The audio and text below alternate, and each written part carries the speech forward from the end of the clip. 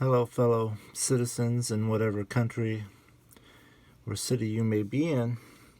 Just wanted to read to you the transcript of Ron Paul's highly suppressed message to the United States and to the world. It's been suppressed on Facebook and other platforms. This is what he said. Governments love crises because when the people are fearful, they are more willing to give up freedoms and promises that the government will take care of them.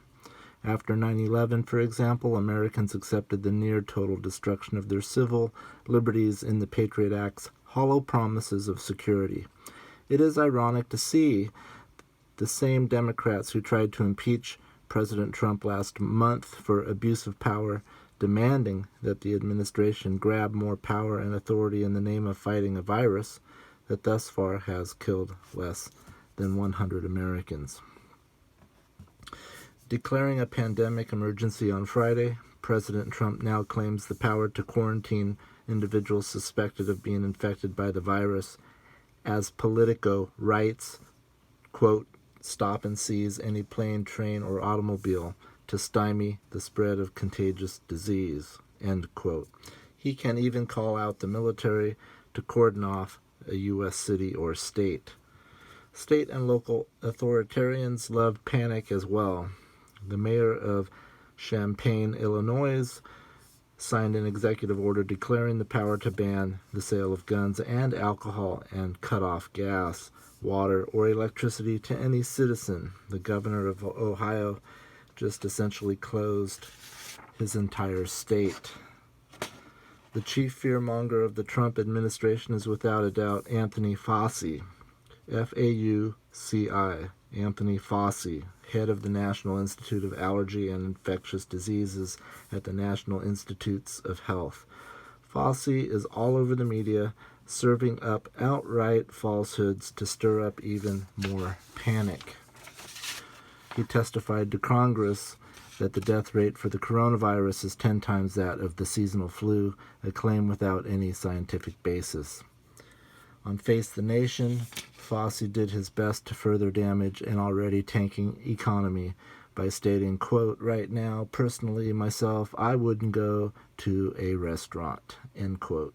He has pushed for closing the entire country down for 14 days. Over what? A virus that has thus far killed just over 5,000 worldwide and less than 100 people in the United States. By contrast, tuberculosis, an old disease not much discussed these days, killed nearly 1.6 million people in the year 2017. Where's the panic over this?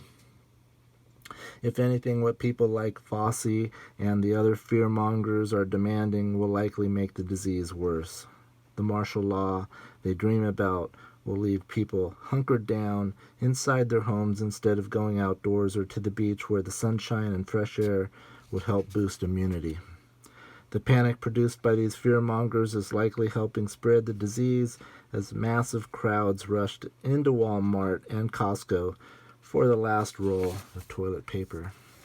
The madness over the coronavirus is not limited to politicians and the medical community. The head of the neoconservative Atlantic Council wrote an editorial this week urging NATO to pass an Article 5 declaration of war against the COVID-19 virus. Are they going to send in tanks and drones to wipe out these microscopic enemies? People should ask themselves whether this coronavirus, quote, pandemic could be a big hoax, with the actual danger of the disease massively exaggerated by those who seek to profit financially or politically from the ensuing panic. That is not to say the disease is harmless. Without question, people will die from coronavirus. Those in vulnerable categories should take precautions to limit their risk of exposure. But we have seen this movie before. Government overhypes a threat as an excuse to grab more of our freedoms. When the threat is over, however, they never give us back our freedoms. Ron Paul is a former U.S. congressman from Texas. Those words he spoke the other night, I think, should be listened to, considered by the entire world, and especially those of us in the United States of America, looking to preserve our republic for which it stands. Thank you.